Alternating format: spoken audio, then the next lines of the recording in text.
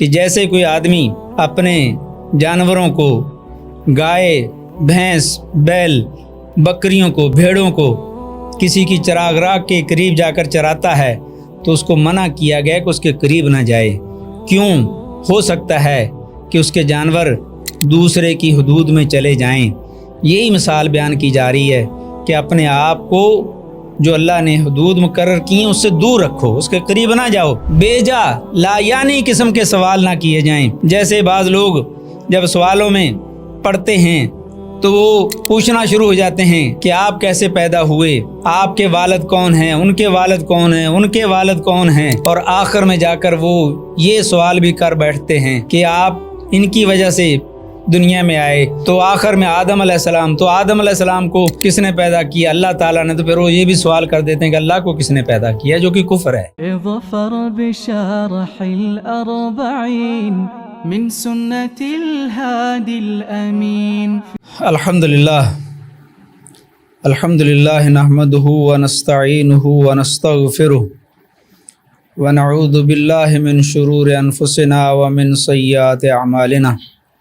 من يهده الله فلا مضل له ومن يضلل فلا هادي له، واشهد ان لا اله الا الله وحده لا شريك له، واشهد ان محمدا عبده ورسوله۔ اما بعد، عن ابی ثعلبۃ الخشنی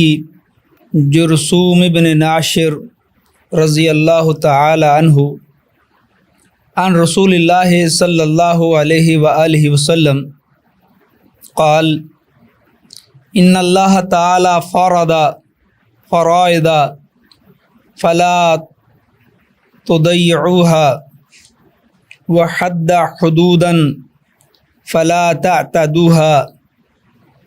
وحرم اشیاء فلا تنتهكوها وسکت عن اشیاء رحمة لکم غیر نسیان فلا تبحثوا عنها، اخرجہ الدار القطنی وغیرہ وحدیث حسن۔ یہ حدیث مبارکہ اس کا نمبر 30 ہے، اور اس کا عنوان ہم دے سکتے ہیں حقوق اللہ۔ اس حدیث مبارکہ میں نبی اکرم صلی اللہ علیہ وآلہ وسلم نے 4 چیزوں کا تذکرہ کیا ہے۔ پہلا، ان اللہ فرض الفرائض، کہ اللہ تعالیٰ نے کچھ چیزوں کو انسانوں پر، مسلمانوں پر فرض قرار دیا ہے کہ ان کو ہر صورت میں کرنا ہے، اور اس کے بارے میں کہا جا رہا ہے فلا تضيعوها، کہ تم ان کو ضائع مت کرو۔ وحد حدودا، اور دوسرے نمبر پر اللہ تعالیٰ نے بعض حدود مقرر کی ہیں، فلا تعتدوها، ان حدود کو پھلانگو مت،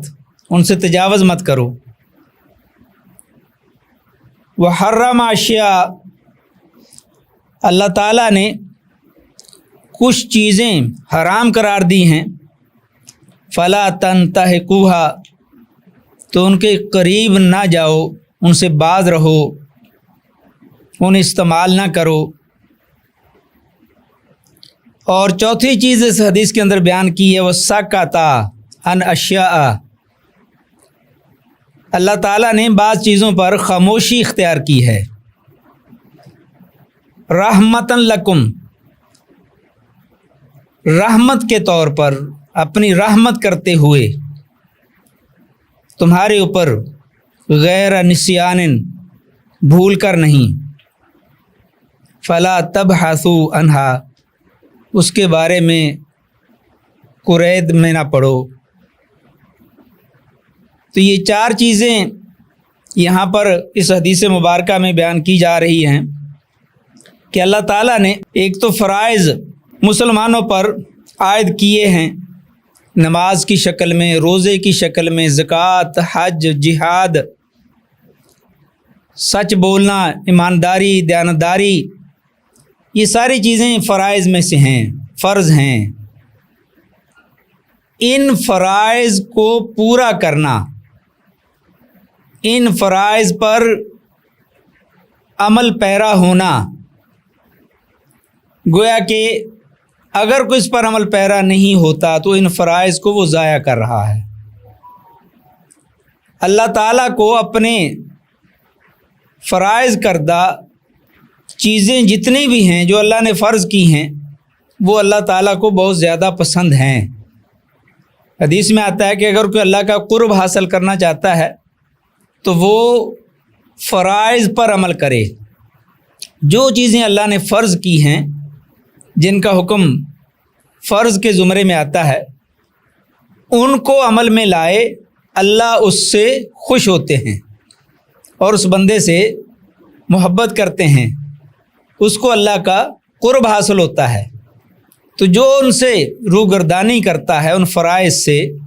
جو اللہ نے فرض کیے ہیں، تو اس کا مطلب یہ ہے کہ وہ ان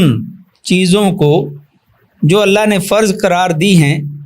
وہ ضائع کر رہا ہے، اللہ کے احکامات کو وہ ضائع کر رہا ہے اور اللہ کے احکامات پر وہ عمل پیرا نہیں ہو رہا۔ وَحَرَّمَ حرمات، اور بعض چیزیں اللہ تعالیٰ نے حرام قرار دی ہیں، بے حیائی، برائی،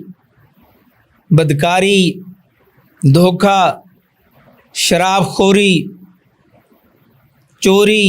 ڈاکہ، یہ سب مسلمانوں پر کسی کا خون بہانا، یہ اللہ نے حرام قرار دیا ہے۔ حرام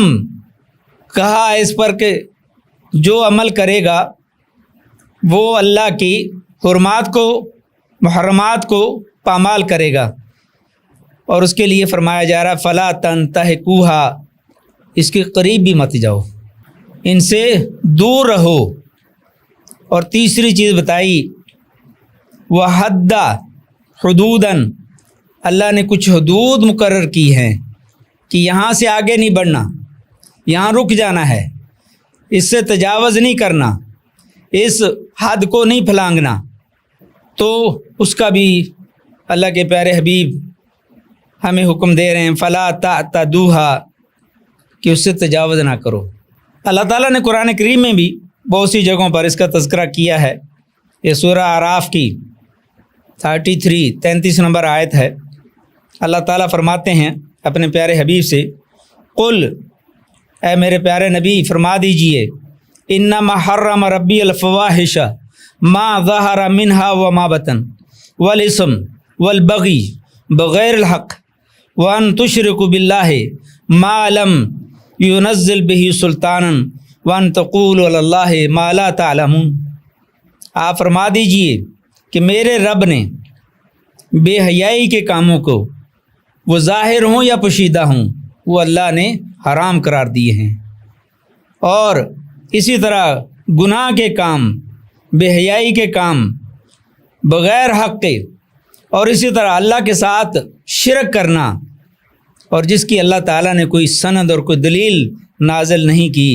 اور وَأَن تَقُولُوا عَلَى اللَّهِ مَا لَا تَعْلَمُونَ، اور اللہ کے بارے میں وہ بات کہو جو تمہیں معلوم نہیں ہے۔ تو یہ آیت بھی اس حدیث کی تائید کر رہی ہے کہ اللہ تعالیٰ نے کچھ چیزیں حرام قرار دی ہیں، بے حیائی، بدکاری، تو ان کے قریب نہ جاؤ، ظاہری طور پر، خفیہ طور پر، ظاہراً باطن کے طور پر ان کے قریب نہ جاؤ، ان سے بچو۔ اور اس کے بعد اللہ تعالیٰ نے کچھ حدود مقرر کی ہیں، جیسے قرآن کریم میں آتا ہے تلک حدود اللہ فلا تعتدوها ومن يتعد حدود اللہ فاولئک هم الظالمون۔ سورہ بقرہ 229 نمبر آیت ہے کہ اللہ تعالیٰ نے کچھ حدود مقرر کی ہیں، ان سے آگے نہ بڑھو، تجاوز نہ کرو۔ جو اللہ کی حدود سے تجاوز کرے گا تو ایسے لوگ ہی ظالم ہیں۔ ایک تو یہ ہے کہ جہاں اللہ نے کہہ دیا ہے کہ یہاں رک جاؤ، اور یہ اللہ تعالیٰ کے دین کی برکت ہے، اللہ کے رسول صلی اللہ علیہ وسلم کی رحمت ہے کہ وہ اس امت پر شفیق ہیں کہ انہوں نے بہت سے کاموں سے ارتکاب، بڑے کبائر کا ارتکاب کرنے سے پہلے ہی روک دیا گیا ہے کہ آپ اپنے آپ کو روک لیں۔ جیسے بے حیائی سے پہلے آنکھ کی حفاظت کا حکم دیا گیا ہے کہ انسان اپنی آنکھ کی حفاظت کرے۔ اگر وہ اپنی آنکھوں کی حفاظت نہیں کرتا تو یہ گناہ آہستہ آہستہ اس کو اگلے سٹیپ میں لے جائے گا۔ پہلے ایک گناہ کا ارتکاب کرے گا، پھر دوسرے کا کرے گا۔ تو یہ ابتدا میں منع کیا جا رہا ہے، حدود بیان کی جا رہی ہیں، اور آگے جا کر وہ اس حد کو پھلانگ دے گا اور اس کا ارتکاب کرے گا جس کی وجہ سے اس کے اوپر حد لاگو ہو جائے گی۔ تو اس لیے ان حدود کا خیال رکھا جائے، ان حدود سے تجاوز نہ کیا جائے۔ ایک اور جگہ پر اللہ تعالیٰ فرماتا تلک حدود اللہ فلا تقربوها، یہ اللہ کی حدیں ہیں، ان کے قریب بھی نہ جاؤ۔ اور اس سے پہلے ہم وہ حدیث پڑھ چکے ہیں کہ آپ نے حدود کے بارے میں مثال دی ہے کہ جیسے کوئی آدمی اپنے جانوروں کو، گائے، بھینس، بیل، بکریوں کو، بھیڑوں کو کسی کی چراغ راہ کے قریب جا کر چراتا ہے تو اس کو منع کیا گیا کہ اس کے قریب نہ جائے۔ کیوں؟ ہو سکتا ہے کہ اس کے جانور دوسرے کی حدود میں چلے جائیں۔ یہی مثال بیان کی جا رہی ہے کہ اپنے آپ کو جو اللہ نے حدود مقرر کی ہیں اس سے دور رکھو، اس کے قریب نہ جاؤ تاکہ بڑے گناہ کا ارتکاب نہ کر سکو۔ اور اسی طرح ان حدود سے مراد وہ بھی مراد لی جا سکتی ہیں کہ جس میں اللہ تعالیٰ نے کسی گناہ سے بچانے کے لیے، اس گناہ کو ختم کرنے کے لیے، اس برائی کی بے خونی کرنے کے لیے اللہ تعالیٰ نے کچھ سزائیں مقرر کی ہیں، حدود مقرر کی ہیں کہ اگر کوئی آدمی اس کا ارتکاب کرتا ہے تو اس کے اوپر حد لاگو ہوگی۔ جیسے کوئی کسی کو ناجائز قتل کرتا ہے تو اس پر حد ہے، قصاص ہے، اور اگر بدکاری کرتا ہے شادی شدہ آدمی تو اس کو سنسار کیا جائے گا، اور اگر غیر شادی شدہ ہے تو اس کو کوڑے مارے جائیں گے۔ اسی طرح اگر کوئی شراب پیتا ہے تو اس کے اوپر حد ہے، اسی طرح اگر کوئی چوری کرتا ہے تو اس کے اوپر حد ہے، اسی طرح اگر کوئی کسی کے اوپر تہمت لگاتا ہے تو اس کی بھی اللہ تعالیٰ نے حد مقرر کی ہے۔ تو ان سے مراد یہ حدود بھی ہیں کہ اللہ تعالیٰ نے یہ حدود مقرر کی ہیں، ان کے قریب نہ جاؤ، ان سے تجاوز نہ کرو، ان سے دور رہو۔ اور اس کے بعد اللہ تعالیٰ نے اس کے آخری حصے میں یہ فرمایا کہ اللہ تعالیٰ نے کچھ چیزوں کے بارے میں خاموشی اختیار کی ہے، نہ ان کا حکم حلال کا بیان کیا ہے نہ حرام کا بیان کیا ہے، خاموشی اختیار کی ہے۔ اللہ تعالیٰ نے کوئی حکم بیان نہیں کیا، نہ حلال کا نہ حرام کا، نہ اس کی حرمت بیان کی ہے، نہ اس کے بارے میں کوئی حکم ہے۔ تو یہ بھی ساتھ بتا دیا کہ یہ اللہ تعالیٰ کی رحمت ہے، یہ اللہ تعالیٰ کی اپنے بندوں پر اللہ کا خاص فضل ہے، خاص رحمت ہے۔ اللہ بھولا نہیں ہے کہ اس نے بھول کر وہ بھول گیا ہے، نسیان اللہ کی صفت نہیں ہے، یہ ایک عیب ہے، یہ کمی ہے، یہ بندوں میں پائی جاتی ہے، اللہ میں نہیں۔ اللہ نہیں بھولتے، اللہ نہیں بھولے، اللہ نے بھول کر یہ چیزیں نہیں ان سے خاموشی اختیار کی، بلکہ رحمت کے طور پر کچھ چیزوں پر اللہ تعالیٰ نے خاموشی اختیار کی ہے۔ جب اللہ نے خاموشی اختیار کی ہے تو پھر بندوں پر بھی لازم ہے کہ اس کے بارے میں بحث و تبحیث میں نہ پڑیں اور اس کے بارے میں قریدے نہیں، جیسے عام طور پر کہا جا رہا ہے کہ بال کی کھال اتاری جا رہی ہوتی ہے، سوال پر سوال کیے جا رہے ہوتے ہیں اور قریدا جا رہا ہوتا ہے، یہ کیوں ہے، یہ ایسے کیوں ہے، یہ ویسے کیوں ہے۔ تو اس سے بچا جائے، کیونکہ اللہ کے رسول صلی اللہ علیہ وسلم نے جب حج کا حکم دیا کہ تمہارے اوپر حج اللہ نے فرض کیا، للہ علی الناس حج البیت من استطاع الیہ سبیلا، اب ایک صحابی اٹھ کر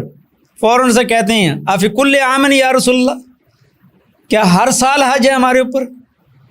تو اللہ کے رسول صلی اللہ علیہ وسلم خاموش ہو جاتے ہیں، وہ دوبارہ سوال کرتے ہیں، تیسری بار سوال کرتے ہیں، اللہ کے رسول خاموش رہتے ہیں اور ساتھ میں یہ کہتے ہیں کہ اگر میں کہہ دیتا نعم وجبت، کہ اگر میں کہہ دیتا ہاں تو یہ واجب ہو جاتا، اور اگر یہ واجب ہو جاتا ہر سال تو مشکل ہو جاتی۔ آج ہم دیکھ رہے ہیں کہ اسلام تو ہر زمانے کے لیے ہے، اگر آج ہر مسلمان پر آج حج فرض ہوتا تو کس طریقے سے اس کو کر سکتا تھا، کیسے وہ اس فریضے کو ادا کر سکتا؟ تو اللہ تعالیٰ نے اپنے نبی، کیونکہ نبی اکرم صلی اللہ علیہ وسلم بھی وہی کے تابع ہیں، تو وہاں پر بھی اللہ کے رسول صلی اللہ علیہ وسلم نے بھی اس حج کا حکم نہیں بیان کیا، آپ نے خاموشی اختیار کی۔ اس کا مطلب ہے کہ ایک مرتبہ ہے، پھر آپ نے وضاحت کر دی کہ زندگی میں حج ایک مرتبہ ہے، بار بار نہیں ہے، ہر سال نہیں ہے، تو یہ اللہ تعالیٰ کی رحمت ہے، اس لیے خاموشی اختیار کرنی چاہیے۔ اور یہ بات ویسے اب تو نہیں ہو سکتی کہ کسی کے سوال کرنے سے کوئی چیز فرض ہو جائے یا ساقط ہو جائے۔ ہاں البتہ اللہ کے رسول صلی اللہ علیہ وسلم کے زمانے میں تھا کہ آپ نے یہ فرمایا، صحیح مسلم کی حدیث مبارکہ ہے، ان اعظم المسلمین جرمن من سأل عن شيء لم يحرم فحرم من اجل مسألته، کہ اگر کوئی آدمی سوال کرتا ہے اور اس کے سوال کرنے کی وجہ سے، اس کے پوچھنے کی وجہ سے ایک چیز جو حرام نہیں تھی مگر اس کے سوال کرنے کی وجہ سے وہ حرام ہو گئی، تو یہ اس آدمی کا سب سے بڑا جرم ہے کہ اس کی وجہ سے وہ چیز حرام ہوگی۔ اس لیے جو چیزیں اللہ تعالیٰ نے اپنی رحمت سے ہمارے اوپر فرض نہیں کیں تو اس کے بارے میں سوال نہیں کیا جائے، اس کو کریدا نہیں جائے، بیجا لا یعنی قسم کے سوال نہ کیے جائیں۔ جیسے بعض لوگ جب سوالوں میں پڑھتے ہیں تو وہ پوچھنا شروع ہو جاتے ہیں کہ آپ کیسے پیدا ہوئے، آپ کے والد کون ہیں، ان کے والد کون ہیں، ان کے والد کون ہیں، اور آخر میں جا کر وہ یہ سوال بھی کر بیٹھتے ہیں کہ آپ ان کی وجہ سے دنیا میں آئے، تو آخر میں آدم علیہ السلام، تو آدم علیہ السلام کو کس نے پیدا کیا؟ اللہ تعالیٰ نے۔ تو پھر وہ یہ بھی سوال کر دیتے ہیں کہ اللہ کو کس نے پیدا کیا، جو کہ کفر ہے۔ اس لیے اس سے بچا جائے اور اس کے بارے میں اپنے آپ کو بچایا جائے۔ اگر یہاں تک پہنچ جائے تو حدیث میں آتا ہے، صحیح بخاری کی حدیث ہے، یاتی الشیطان واحدکم فیقول من خلق کذا من خلق کذا حتی یقول من خلق ربک فاذا بلغہ فلیستعذ باللہ۔ اگر اس حد تک پہنچ جائے تو پھر اس کو اللہ کی پناہ میں آنا چاہیے۔ تو ہاں البتہ یہ ضرور ہے کہ دینی معاملات میں، دین کے معاملات میں، احکامات میں، اسلامی تعلیمات میں، اسلام سیکھنے کے لیے، دین حاصل کرنے کے لیے، آپ سمجھنے کے لیے، فہم کے لیے آپ سوال کر سکتے ہیں، لیکن وہ سوال بھی آپ اہل علم سے کیجئے، جہلاء سے نہیں، علماء سے، طلباء سے، ان سے سوال کیجئے۔ دین سیکھنے کے لیے سچی نیت سے، اخلاص کے ساتھ دین سمجھنے کے لیے سوال کر سکتے ہیں۔ بیجا قسم کے سوالات سے اپنے آپ کو بچانا چاہیے جس کا کوئی فائدہ نہیں ہے۔ جب اللہ نے کچھ چیزیں حلال حرام نہیں بیان کیں تو اس کا مطلب ہے کہ آپ وہ کر سکتے ہیں، آپ کو اس کے سوال کرنے کی ضرورت نہیں ہے۔ اللہ نے خود جان بوجھ کر رحمت کے طور پر ہمارے اوپر ان کا حکم بیان نہیں کیا۔ اس لیے یہ حدیث مبارکہ ہمیں بتاتی ہے کہ ہم فرائض پر عمل پیرا ہوں اور جو چیزیں اللہ نے فرض کی ہیں اس کو عملی جامہ پہنائیں، اور جو اللہ تعالیٰ نے چیزیں حرام کی ہیں ان سے بچیں، جو اللہ تعالیٰ نے حدود مقرر کی ہیں ان حدود سے بھی تجاوز نہ کریں، اور اسی طرح جن چیزوں کو اللہ تعالیٰ نے اپنی رحمت سے ہمارے اوپر اس کے احکامات نازل نہیں فرمائے اس سے ہم بھی خاموشی اختیار کریں، اس کی قرید میں نہ پڑیں۔ اور اسی طرح آخر میں اس حدیث کے جیسے ہم ہمیشہ کوشش کرتے ہیں کہ کچھ فوائد بھی بیان کر دیے جائیں، تو اس حدیث کے فوائد میں سے پہلا فائدہ یہ ہے کہ یہ حدیث اصول دین میں سے ایک بہت بڑے اصل پر مشتمل ہے۔ اور نمبر 2، اللہ کی حدود کا اطلاق ان کاموں پر ہوتا ہے جن کا اللہ تعالیٰ نے حکم دیا ہے یا جن سے اللہ تعالیٰ نے منع کیا ہے، یا حدود سے مراد جیسے ابھی ہم نے بیان کیا کہ وہ بھی ہیں جن کی جو سزا کے طور پر مقرر کی گئی ہیں، وہ بھی اس حدیث سے ہمیں پتہ چلتا ہے، جیسے بدکاری کی، زنا کی حد ہے، چوری کی حد ہے۔ ہاں، نمبر 3، صحیح نصوص کے سمجھنے کے لیے ہم سوالات کر سکتے ہیں اور اس پر غور و فکر کر سکتے ہیں، جو کہ شرعاً جائز ہے بلکہ مطلوب ہے کہ ہم دین سمجھنے کے لیے علماء سے سوالات کریں۔ اور اسی طرح